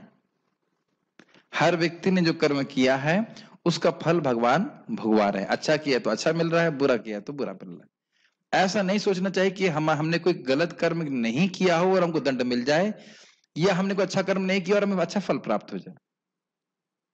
Everybody gets exactly. और ये भगवान की कितनी बड़ी योग्यता है, कितनी बड़ी शक्ति है कि अनंत जीव हैं, सबको एग्जैक्टली उनके कर्मानुसार फल प्राप्त करवा रहे हैं। जब आप सोचेंगे तो आश्चर्यचकित हो जाएंगे। ठीक, वे न केवल निराकार ब्रह्म तथा अंतर्यामी परमात्मा के रूप में पूजनीय हैं, अपितु वे वेदों के अवतार में भी के रूप में भी पूजनीय हैं। वेद लोगों को सही दिशा बताते हैं, जिससे वे समुचित ढंग से अपना जीवन ढाल सकें और भगवान के धाम को वापस जा सकें। वेद भगवान कृष्ण विषय ज्ञान प्रदान करते हैं और अपने अवतार व्यासदेव के रूप में कृष्ण ही वेदांत सूत्र के संकलन करता है। ये आप लाइन समझ रहे हैं। इन सबको अर्थ यही है कि जैसे भोग की सुविधा दे रहे थे, वैसे ही मुक्ति की सुविधा भी दे रहे हैं। इस संबंध में चैतन्य चरितामृत की उक्ति आप जानते हो, माया मुग्ध जीव नाही स्वतः कृष्ण ज्ञान, जीवेर कृपा कैला कृष्ण वेद पुराण। सुने ना, ये माया से मुग्ध जीव अपने को ही नहीं जानता और कृष्ण को तो बिल्कुल नहीं जानता, तो इसलिए कृष्ण कृपा करके पुराण और वेद के रूप में हमारे सामने है। तो कैसे एक बद्ध जीव भगवान को प्राप्त कर पाएगा, इसकी व्याख्या हमें भगवत गीता और भागवतम जैसे सत्शास्त्रों से प्राप्त होती है। इसको सुनना हमारा परम कर्तव्य है, ताकि हम समझ सकें कि हमें कैसे जीवन व्यतीत करना है कि हम भगवान के पास पहुंच सकें। मान लो हम एक जंगल में हैं, बहुत घना जंगल है और हमको रास्ता नहीं पता है, तो हमको डायरेक्शंस फॉलो करने पड़ेंगे कि नहीं? तभी तो हम बाहर निकल पाएंगे। तो डायरेक्शन कहां से प्राप्त होता है? वेद से। ये बात अभी आप 16वें अध्याय में भी देखने वाले हो। आप अपने जीवन में देखिए, जब हम भक्ति नहीं करते थे तो हम वैसे जी रहे थे जैसे हमें जीना अच्छा लगता था। मेरी बातें समझ में आ रही है? याद आ रहा है? कुछ ऐसे लग रहा है मैं बस खाली हवा में ही बोल रहा हूं। जो मुझे करना अच्छा लगता था वो मैं कर रहा था। इसे कहते हैं स्वैर आचरण। जो मन में आया बस वो करना। लेकिन अब जब हम भक्ति करते हैं तो हमको पता है कि भले ये चीज मुझे अच्छी नहीं लगती है, लेकिन मैं करूंगा क्योंकि मेरे लिए अच्छी है। आशुतोष, सुबह कितने बजे उठना चाहिए? 8 बजे, 10 बजे, 3:30, 4 बजे। 4 बजे उठना अच्छा लगता है आपको? अरे तो ये अच्छा लड़का नहीं है।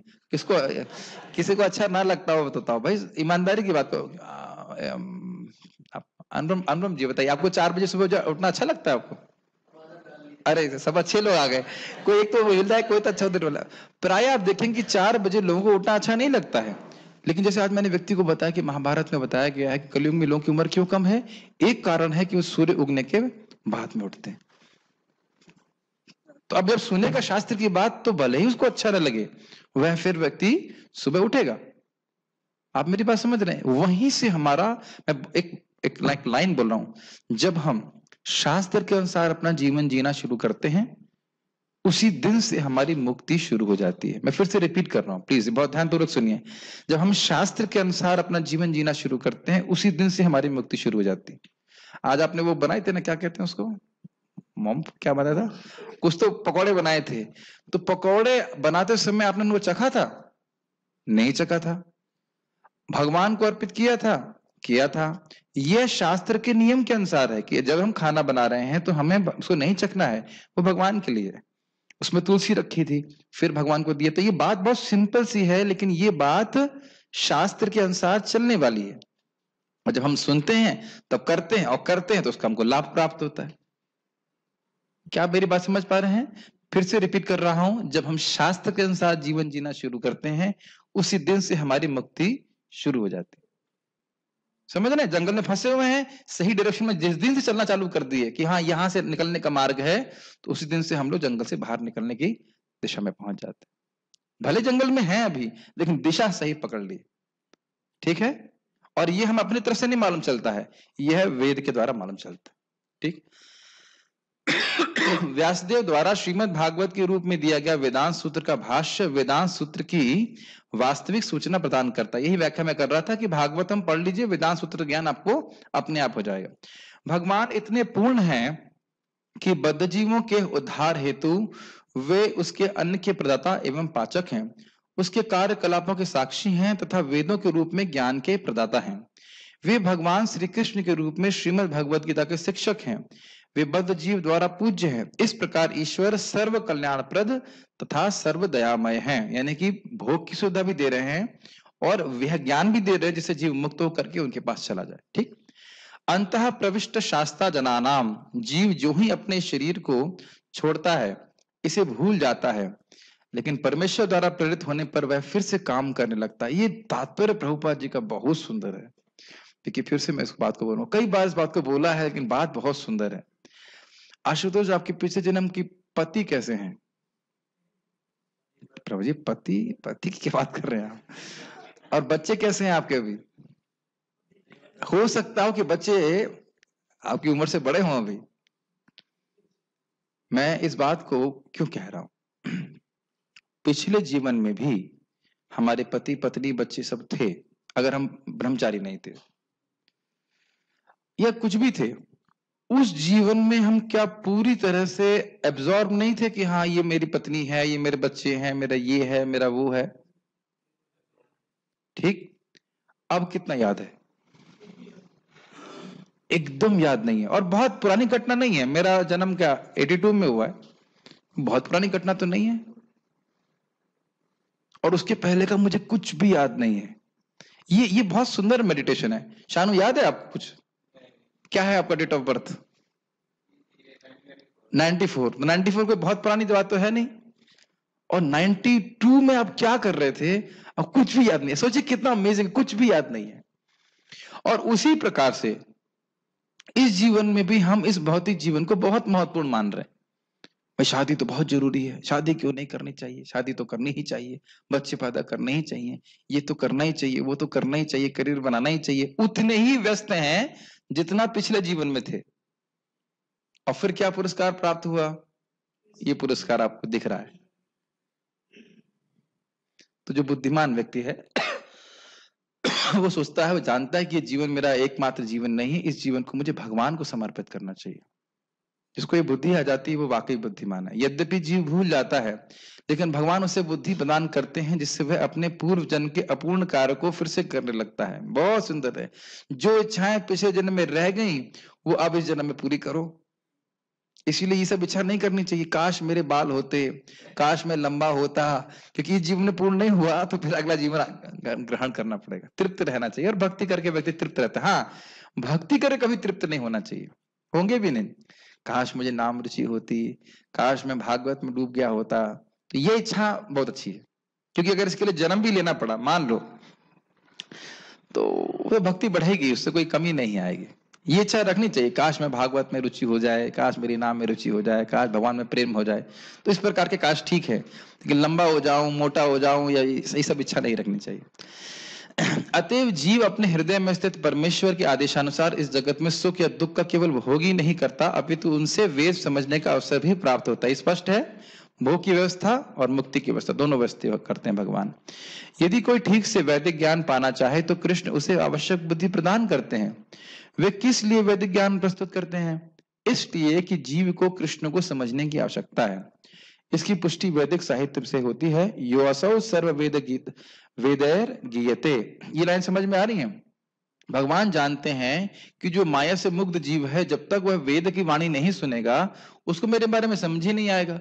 और जब भगवान के बारे में समझ में नहीं आएगा तो भगवान की पूजा कैसे करेगा? और जब भगवान की पूजा नहीं करेगा तो फिर मुक्त नहीं हो पाएगा। इस संबंध में महाराज जी ने बहुत सुंदर बात बोली थी, और वो कह रहे थे कि भगवान ब्राह्मणों के, वैष्णवों के अधीन है। अब ये कैसे? आपको लगता है वैष्णव के अधीन है भगवान? शानू, क्या लगता है आपको? आप हाँ बोल रहे हैं, लेकिन जब ये बात मैंने सुनी तो मुझे बहुत आश्चर्य हुआ। जब तक वैष्णव भक्त ब्राह्मण भगवान के बारे में लोगों को ना बताएं तो क्या लोग भगवान की पूजा करेंगे?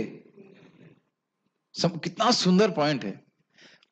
तो भगवान तो सर्वदा पूजनीय है, हमेशा पूजनीय है, सर्वश्रेष्ठ है, लेकिन पूजा तभी होगी जब भक्त लोग बताएंगे भगवान के बारे में। इसीलिए भगवान कहते हैं जो ये ज्ञान दूसरों को देता है यह मुझे सबसे प्रिय भक्त है। ये समझ में आ रहा ना भगवान किस तरह से अधीन है? भगवान तो सब आके बताएंगे नहीं, तो भक्त जब बताएंगे कभी भगवान के बारे में किसी को, तभी भगवान की पूजा शुरू हो पाएगी। है ना? कोई विरोध तो नहीं ना इसमें? बहुत सुंदर बात है। तो यानी कि लोगों को वैदिक ज्ञान को सुनने की आवश्यकता है ताकि वे अपने कर्तव्यों को भगवान के बारे में समझ करके उसको संपादित करके भगवान के पास जा सके। इसलिए अगर सुनेंगे नहीं तो सब खत्म, फिर भगवान की भक्ति नहीं कर पाएंगे। चारों वेदों, वेदांत सूत्र तथा उपनिषदों एवं पुराणों समेत सारे वैदिक साहित्य में परमेश्वर की कीर्ति का गान है, और जो नहीं देख पा रहा है उसके कान खराब है। उन्हें वैदिक अनुष्ठानों द्वारा, वैदिक दर्शन की व्याख्या द्वारा तथा भगवान की भक्ति में पूजा द्वारा प्राप्त किया जा सकता है।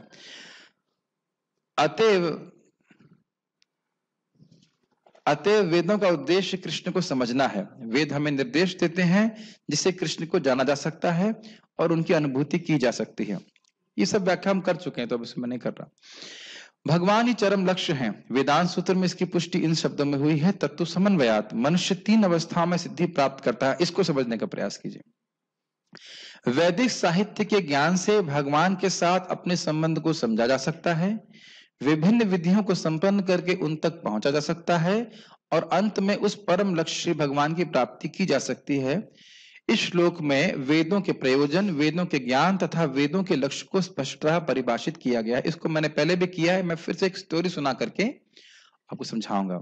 ये महाप्रभु ने एक स्टोरी सुनाई थी। एक बहुत गरीब व्यक्ति था और उसके पास सर्वज्ञ नाम का एक ज्योतिष आया। तो सर्वज्ञ में समझ गए, मतलब भगवान, लेकिन सर्वज्ञ स्टोरी में यहाँ पे सर्वज्ञ कौन है? स्टोरी में कौन है? ज्योतिष है। तो कह रहा तुम इतने दुखी क्यों हो? तुम्हारे पिता बहुत पैसे वाले थे लेकिन वो मर के चले गए हैं, तुम्हारे लिए बहुत बड़ा धन छोड़ के गए। याद आ रहा? कहानी सुनाई थी ये? आप तो थे नहीं इस क्लास में, आपको कैसे याद है? अच्छा, और ऑनलाइन जूम पे सुन रहे थे, गुड बॉय, ठीक है ना। तो फिर ज्योतिष ने क्या कहा? उसने कहा कि तुम अब काल सर्प दोष की पूजा करो, उसको निवारण करो। ये था स्टोरी में? नहीं, ये नहीं बोला।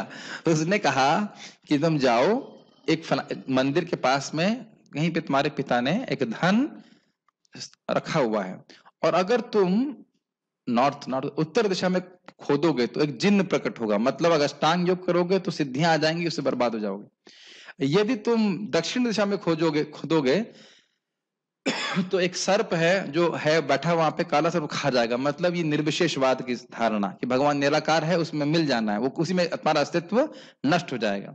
अगर तुम पश्चिम दिशा में खोदोगे तो वहां बहुत सारे भौरैया, समझते हैं भौरैया क्या होता है? वास्प, बरैया कहते हैं, या मधुमक्खी कह लीजिए, वो है जो उनको काटेंगे, वो है कर्म कांड का मार्ग। तो इन तीनों जगहों में मत जाओ। यानी कि केवल सुन लेने मात्र से कि मेरा पिता ने धन छोड़ा है, खुश हो सकता है लेकिन धन प्राप्त नहीं हुआ। तो सुना जब मैंने कि मेरे पिताजी ने धन छोड़ा है, इसे कहते हैं संबंध ज्ञान, कि मैं आत्मा हूं, भगवान कृष्ण का हूं, भगवान के धाम जा सकता हूं। ये सारी बातें सुनने को कहते हैं संबंध ज्ञान। लेकिन सुनने से क्या पहुंच जाएंगे आप? केवल सुनने से नहीं पहुंचेंगे। खुशी होगी लेकिन सुनने के बाद हमें कुछ करना पड़ेगा ताकि वो धन प्राप्त हो। तो फिर क्या कहते हैं कि तुम पूर्व दिशा में थोड़ा सा भी खोदोगे तो तुम्हें मिल जाएगा। वो कौन सा मार्ग है? भगवान श्री कृष्ण की भक्ति का मार्ग। मतलब इसमें बहुत तपस्या नहीं है, भगवान की सेवा करनी होती। तो ये हो गया अभिधेय। क्या हो गया अभिधेय? जो आपने संबंध सुना, उस धन को प्राप्त करने के लिए क्या करना है उसको अभिधेय कहते हैं। और इस भक्ति के द्वारा क्या प्राप्त करना है? भगवान कृष्ण, कृष्ण की भक्ति, यही दो, भगवान का प्रेम, ये प्राप्त करना है। तो ये वेदों का प्रयोजन समझ में आ रहा है। जीव अपने संबंध को भगवान से समझे कि मैं कृष्ण का हूं, मैं भारतीय नहीं हूं, अमेरिकन नहीं हूं, कुछ भी नहीं हूं, मैं भगवान का हूं। और भगवान की चरणों की प्राप्ति करने के लिए, यानी प्रयोजन, उद्देश्य की प्राप्ति करने के लिए भक्ति रूपी अभिधेय को स्वीकार करे। तो ये सब भी भगवान वेद भागवत के द्वारा समझाते हैं, जिसके द्वारा जीव मुक्त हो सकता है। कोई प्रश्न है किसी का तो बताइएगा। और इसके बाद बहुत सुंदर थीम चेंज होगी कि वेदांत का ज्ञान है क्या, और वह भी केवल 3 श्लोक में। मतलब this highest beauty of Bhagavad Gita. पूरे वेदांत का सार केवल 3 श्लोक में। और ऐसा खाली झूठ बोलने के लिए नहीं, व्यूज बढ़ाने के लिए नहीं कि गीता का सार 5 मिनट में, लेकिन वाकई में 30 श्लोकी गीता, कल जरूर आप लोग आइएगा, सुनिएगा, बहुत सुंदर श्लोक है। 30 श्लोक में पूरे वेदांत का सार भगवान प्रस्तुत कर देंगे, भगवान स्वयं प्रस्तुत करेंगे। अभी हम कुछ श्लोक सॉरी प्रश्न देख लेते हैं। कभी कभार हम भी गलतियां करते हैं, कभी कभार। अच्छा चलिए ठीक है, शायद आप परफेक्ट हैं, हम लोग तो रोज ही गलती करते हैं। जो भूलने के रीजन से ही होती हैं, तो क्या उसका ब्लेम हम भगवान पर लगाएं या हमें फॉरगेटफुलनेस या रिमेम्बरेंस कृष्ण हमारे कर्म के अकॉर्डिंग देते हैं? अच्छा प्रश्न है। ब्लेम नहीं, लेकिन भगवान ही कंट्रोल कर रहे हैं, ब्लेम नहीं करना चाहिए। देखिए, क्या ये अनुभव नहीं है कि आपने कभी कोई प्रश्न का उत्तर एग्जाम से पहले किसी को सिखाया हो और वो प्रश्न आता है और आप खुद उसको सॉल्व नहीं कर पाते? सभी लोगों का ऐसा अनुभव होगा जो एग्जाम लिखे होंगे, हो जाता है, अगर ये तेरे को सिखाया था मेरे को समझ में नहीं आया। तो ये भगवान अंदर से कंट्रोल कर रहे हैं हमारे कर्मान। ये बात सही कि हमारे कर्मानुसार हमको विस्मृति और स्मृति दे रहे हैं, लेकिन भगवान को ब्लेम नहीं करना चाहिए क्योंकि वो हमारे कर्मानुसार है। क्या समझ पा रहा हूँ शायद उत्तर? अगर किसी डिवोटी से कोई अपराध हो जाए तो क्या उसका ज्ञान भी भगवान देते हैं, अपराध करने का या अपराध नहीं करने का? अपराध करने का ज्ञान भगवान नहीं देते हैं। ऐसा नहीं कहेंगे कि भगवान प्रेरणा करने दे रहे हैं अपराध करने के लिए, ऐसा तो आप नहीं कह सकते। लेकिन हाँ, ऑब्वियसली मेरी कोई इच्छा है अपराध करने की, तो सारी जो भी कुछ कार्य कर रहा हूं वो तो भगवान ही करवाते हैं। हम अपने स्वतंत्रता से कुछ नहीं कर सकते, लेकिन इच्छा तो मैंने ही करी है ना। मैं जान रहा हूं कि उस भक्त की निंदा नहीं करनी चाहिए, लेकिन फिर भी कर रहा हूं, तो बचना चाहिए। लेकिन भगवान क्या कहते हैं उसको, ज्ञान भी देते हैं कि इस प्रकार से अपराध का मार्जन करना चाहिए। देखिए, अपनी गलतियों को भगवान पे नहीं थोपना चाहिए कि मैं अपराध कर रहा हूं, कृष्ण ने अपराध करवाया, ऐसा नहीं है। भगवान अपराध नहीं कराते हैं, जीव अपने भोग की प्रवृत्ति से ही अपराध करता है। प्रभु, जो भक्ति करता है अगर उसके जीवन में कभी दुख आते हैं तो क्या भक्ति और मजबूत हो जाती है? अगर भक्तों के संग में रहे, अगर भक्तों के संग में नहीं रहेगा तो फिर जरूरी नहीं कि भक्ति करता ही रहेगा। भक्तों के संग में रहेंगे तो भक्ति मजबूत रहेगी, चाहे कष्ट भी क्यों ना आए। ये तो इंटरेस्टिंग है, मैं आश्रम में 5 लोगों को बुखार हो गया था, तो हम लोग बाहर निकलते थे कि तेरा कितना टेम्परेचर है? 102। अच्छा ठीक है ठीक है। और हम ये भी देख रहे हैं कि 102 हो चाहे 100 होगा, माला हुआ कि नहीं प्रभु जी? हाँ मेरा तो हो गया तो हम भी कहते हैं जब उसका हो गया तो मैं भी माला कर ही लेता हूँ रो पढ़ करके। और अगर अकेले पड़े रहते तो कहते तो जरा सा छींक भी आएगी, अरे आज तो माला नहीं करूँ, क्यों? छींक आ गई सुबह। तो ये हम देखते हैं कि अकेले व्यक्ति माला नहीं कर पाता है, लेकिन भक्तों के संग में रहता है तो माला भक्ति हो जाती है, थोड़ा बीमारी होने के बाद भी। ये मैंने अनुभव किया है। तो भक्तों के संग में रहेंगे तो कष्ट हो या सुख हो, दोनों ही स्थिति में भक्ति मजबूत होती रहती है। एक बार मैं मंदिर से किसी डिवोटी की चप्पल ले आया था क्योंकि मेरी चप्पल टूट गई थी ये कैसा प्रश्न है? उसके बदले में मेरे जूते चोरी हो गए थे, फिर मैं वापस वो चप्पल मंदिर में रख के आया था। तो ये प्रश्न है, लेकिन एक बहुत ध्यान देने वाली बात है। ये प्रश्न आपको बहुत मजाक वाला लगेगा, लेकिन ये प्रश्न बहुत गंभीर है। उसके प्रश्न आगे भी है। मैंने पहले कुछ बड़े नहीं, ये दूसरा प्रश्न है, ये बहुत इंपॉर्टेंट है। आप जानते हो, अगर नहीं जानते तो कृपया नृग महाराज की कथा कहानी सुन लीजिए। गलती से भी किसी भक्त का सामान चोरी कर लेते हैं तो उसका बड़ा अपराध बन जाता है। तो प्रयास करना चाहिए कि हम किसी का गलती से भी कोई सामान चोरी ना करें। किसी भी भक्त को हमारी वजह से कष्ट पहुंचता है तो हमारा भजन क्षीण होता है। क्षीण मतलब कम होता है, ठीक है? तो प्रयास। और इसका भी अच्छा, ये तो नेगेटिव हो गया, पॉजिटिव लो ना। पॉजिटिव लोग, किसी आपने बढ़िया प्रसाद बनाया, जैसे हमारे सुमंत प्रभु इंचार्ज है, अब उसे खाकर भक्त मैं अब मंदिर कभी नहीं छोड़ूंगा, इतना अच्छा प्रसाद है। मैं मजाक नहीं कर रहा हूँ। एक बहुत अच्छे सन्यासी इस्कॉन के, क्या नाम उनका, श्रीधर महाराज, कहते थे इतनी तपस्या थी मैं परेशान हो जाता था, मैं कहता इस संडे फीस के बाद मैं छोड़ दूंगा मंदिर। फिर सोचते थे मंडे को चलो बस अभी तो नहीं, बस इस संडे फीस्ट के बाद मंदिर छोड़ दूंगा। ये संडे फीस्ट इतना बढ़िया होता था, उसे खाते खाते पूरा जीवन उनका भक्ति में निवृत्त। तो कोई व्यक्ति खूब बढ़िया से प्रसाद मिला, या हमने कुछ प्रवचन किया जिससे लोगों को प्रेरणा मिली भक्ति करने की, किसी भी तरह से हमने भक्तों की मदद करी, किसी के भी, प्लीज नोट डाउन, किसी के भी भजन में आप मदद करते हो, भक्ति में बढ़ने में आपका खुद का भजन बढ़ता है, चाहे प्रसाद खिला करके, या उसको वस्त्र दे करके, या किसी तरह से भी। कुछ भगवान का ज्ञान दे करके, हमारी इसमें कभी हानि नहीं होती। तो नेगेटिव ना सोचकर पॉजिटिव पे ध्यान दीजिए कि हम कैसे भक्तों की मदद कर सकते हैं या उनकी सेवा कर सकते हैं कि वो भक्ति में आगे बढ़े। ये बात समझ पा रहे हैं? नेगेटिव मत सोचिए कि अपराध अपराध अपराध, ये सोचिए कि पॉजिटिव हम कैसे कर सकते हैं। कोई गलती हो जाए तो एक बहुत अच्छा शब्द है, उसका नाम है SOR। आर के बाद क्या है याद नहीं आ रहा है, एक मिनट। आर के बाद आर होता है, हाँ आर, उसके बाद वाई। और वही दिक्कत है कि ये स्पेलिंग भूल जाते हैं हम, सॉरी। ये बहुत कठिनाई होती है, लेकिन अगर आप किसी भी भक्त से बोलो क्षमा कर दीजिए, हमसे गलती हो गई, क्षमा तो और भी छोटा है, केवल 2 ही शब्द में क्षमा कर दीजिए, तो हम बहुत आसानी से अपराधों से बच सकते हैं। इसको पकड़ लेना चाहिए। बहुत बार हम गलती करते हैं, क्षमा मांग लेना चाहिए, गलती हो गई मैं क्षमा कर, सिंपल। भक्त तो क्षमा कर देते। जैसे मुझे याद है एक बार प्रभुपाद जी की समाधि आरती में प्रणाम कर रहा था, मेरा पांव एक सन्यासी के सर पे लग गया, वो भी प्रणाम कर रहे थे। तुरंत उठ के मैंने कहा महाराज क्षमा कर दिया। अरे कोई बात नहीं, तुरंत महाराज क्षमा कर दी। समझ रहे हैं मेरी बात? तो गलती तो सबसे हो जाती है, कितना बड़ा अपराध है, बता, हमारा चरण सन्यासी के सर पे लग गया, जानबूझ के थोड़ा हमने लगाया था, तो गलती हो, लेकिन अपराध तो बड़ा है ना, तो अब क्षमा मांगने में क्या नुकसान है? आप समझ रहे हैं? जैसे आप देखिए ना, दुर्वासा जी पूरा 1 साल तक भ्रमण करते रहे, दुख भोगते रहे, अल्टीमेटली आके क्या मांग कर जाओ, क्या नाम था उनका, अम्बरीश महाराज क्षमा मांग लेते, तो पहले क्षमा मांग लेते तुम। ये बात है, ठीक है। गलती हो जाए तो व्यक्ति को क्षमा मांग लेना चाहिए और प्रयास करना चाहिए। मैंने पहले कुछ बड़े बड़े गलत कार्य किए हैं, वो याद आ जाते हैं तो उस विचार से बड़ा दूषित हो जाता हूं, तो मुझे उस समय क्या करना चाहिए? कुछ नहीं करना चाहिए, क्योंकि विचार आएंगे और चले जाएंगे। ये बहुत इंपॉर्टेंट है। जो भी गलत कार्य किए वो अब धीरे धीरे करके भगवान से एकदम विस्मृत करा देंगे। भगवान की भक्ति करते रहिए, जप करते रहिए। ये स्वयं नारद जी कहते हैं, पूरे, बहुत ध्यानपूर्वक सुनिए, पूरे विश्व का द्रोही व्यक्ति भी, जो पूरे विश्व से द्रोह कर रहा हो, वह भी भक्ति करने से, भागवत धर्म का आचरण करने से शुद्ध हो जाता है। आपने पूरे विश्व से द्रोह नहीं किया है, आपका नाम है कि टेररिस्ट लिस्ट में है? नहीं है।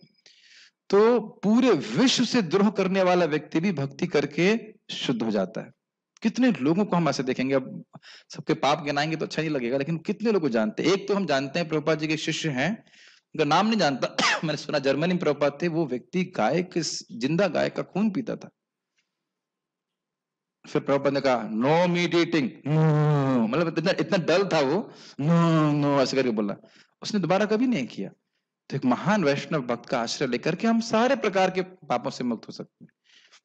इस संबंध में बहुत अच्छा बात गौरकृष्ण महाराज कहते हैं, भगवान कहते हैं, सर्वधर्मान परित्यज्य मामेकम शरण प्रजा अहम त्वम सर्व पापेभ्यो मोक्षयिष्यामि मा शुचः। तो भगवान धर्म छोड़ने के लिए कह रहे हैं, पाप छोड़ने के लिए नहीं कह रहे। कह रहे तुम सारे धर्म छोड़ के मेरी शरण में आओ, पाप मैं छुड़ा दूंगा।